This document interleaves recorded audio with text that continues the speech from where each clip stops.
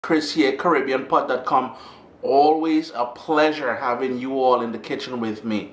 There was a recipe request via Instagram, a good friend of mine, and I had to dig deep into the crates to figure out if I had done it before. And the only one I could find was the one I did with Chef Mark many moons ago, where we smoked the pineapple first and then made the chow. But today we're doing the sort of traditional, non-traditional, because you're going to see some elements a little bit different than what you're accustomed to. We're doing pineapple chow. Yes, vibes it up, man.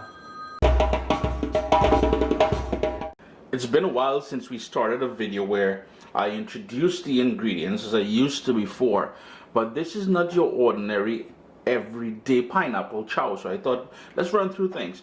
We've got a nice big pineapple here. It is ripe. Part of it is, the skin is still a bit greenish, but for the most part it's yellow.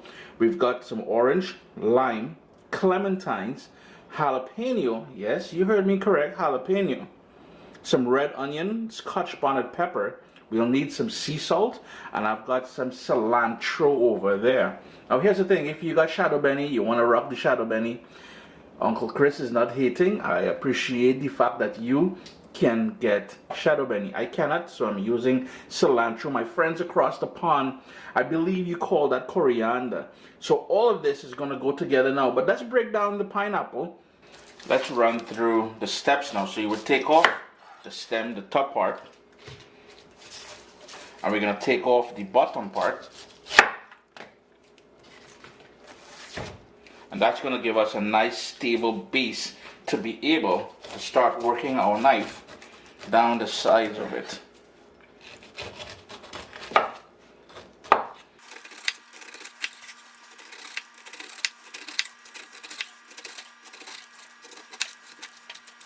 Now that we've done peeling it, you can now, providing it's a washed and an organic pineapple where there's no fertilizers and all that, I would use that skin for making juice.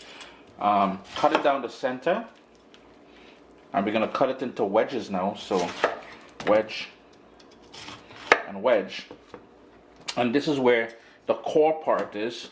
We just adjust the camera angle a bit. So this sort of woody center here, we want to cut that out. So you can see where the sort of imaginary line is, where that core is. So we just go down there. And again, if you're making juice, you can use that. We have no use for this here. This is just core, man. If your family and friends give you that there, they don't really like you, trust me. And then we're going to cut it one more time, and then into these little wedges, like so. Go ahead, break it down, and get ready for some more action. Assembly time. We've got the cubed pineapple pieces here. It's more like wedges than anything else. And as I said, if you wanted to slice them really thin, you can do that as well. The first thing we're going to go in with, and I'm using sea salt. And I know the chow peons, them among us, they're probably thinking, Chris, you introduced all the ingredients except garlic. What going on, brethren? Well, garlic making an appearance. Don't think Chris failed to use the garlic. So we're going to go in with that garlic here. 3 cloves of garlic. And the reason why I like putting the salt and the garlic now is when we add the juices, those citrus juices, it will help to spread everything out evenly. I've got these red onions here. And again, it's one of those very pungent ingredients. So this is why it's going there. Now is where we're going to go in with all that citrus juice, and I'm going in with the lime first. And the full list of ingredients I use here today will be available down in the description of the video, and the recipe in its entirety will be posted on CaribbeanPot.com sooner or later. I will be using 2 oranges, 2 limes, and 3 clementines. Now, you can adjust that if you don't have one or the other.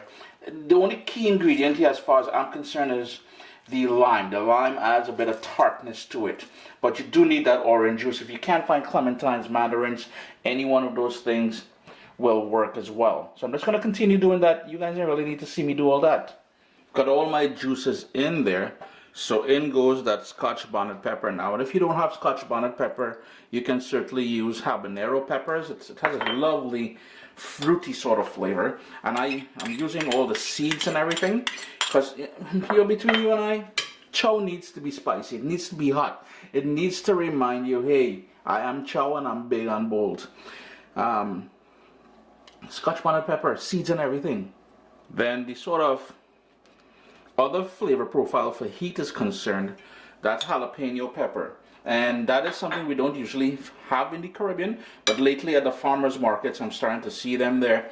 So jalapeno, no, not the canned stuff, no, nice and fresh and green.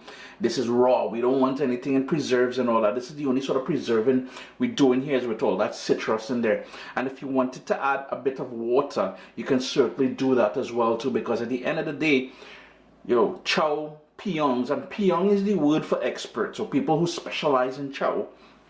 They will tell you that that juice on the bottom there, that is the best part of the chow. And the final ingredient to go in before we give everything a stir, and that is the chopped up cilantro, nice and fine. And now all you're doing is giving that a good stir. And you notice all that juice we have on the bottom there? I didn't add any water. That is just the citrus that I told you that I was going to add. Give that a good stir. Now, patience is warranted in this case here. But here's the thing, you can enjoy this right now. You and your partners drinking some alcoholic beverages there. You're gonna fire this up, and this is our idea of tapas. But put it in the fridge in a glass container, as I will do. And the garlic, the jalapeno, the scotch bonnet, even that onion is gonna give it that marination process in there, and just a couple hours is all it will take in the fridge. Make sure you give it a good mix, and you may want to taste it for salt just to help balance out the flavors. And don't forget, you can catch me on Instagram at Caribbean Pot. Leave your messages on there, or more, even better, go to the new CaribbeanPot.com. On the top, you're going to see in the navigation there, it says Ask Chris. There's all kind of vibes going on in there. Post your requests there, man. What's up, soldiers? Don't forget to click subscribe. If you've already clicked subscribe, hit that bell notification thing. I want to all you missing out on the new videos, man. Come on, click.